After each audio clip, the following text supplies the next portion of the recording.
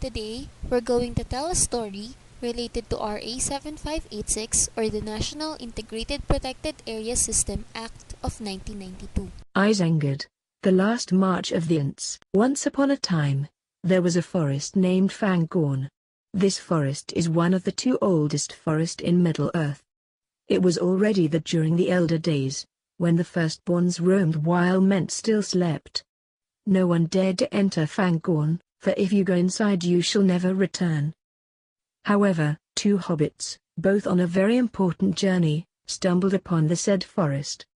A war was looming, and the two halflings are in the middle of it. Their names were Pippin and Merry.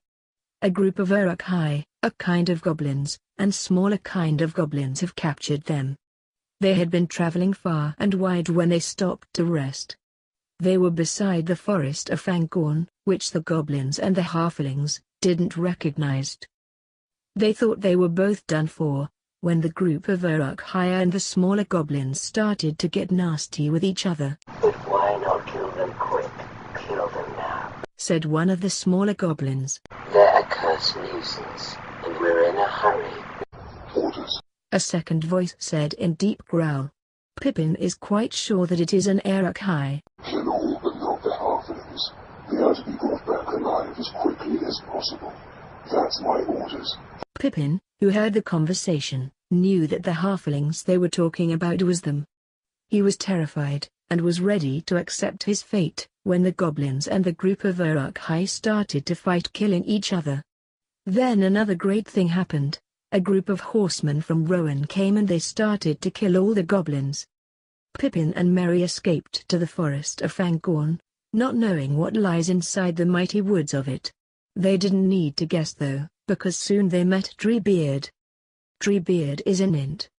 He has a very extraordinary face. He's a large man-like, almost troll-like, figure, at least 14 foot high, very sturdy, with a tall head, and hardly any neck. He talked slow, and walked slow, and just generally do things slow. He was the oldest living creature who walked the Middle-earth. Ents were made by Yavanna, a goddess, who is the lover of all things that grown in the earth. She was worried that the dwarves will cut all the trees they will see, for they have no respect for such things as a tree. "The dwarves will delve in the earth, and the things that grow and live upon the earth they will not heed. Many a tree shall feel the bite of their iron without pity." And so, she created the Ents. Now let thy children beware. For there shall walk a power in the forests whose wrath they will arouse at their peril. Pippin and Merry had a great idea when they met Treebeard. Why not convince him to rally up the other Ents to have a revolution against Saruman the White? Saruman, after all, was making his goblin army kill all the trees of Fangorn near his tower in Isengard. Saruman the White was the highest wizard of all.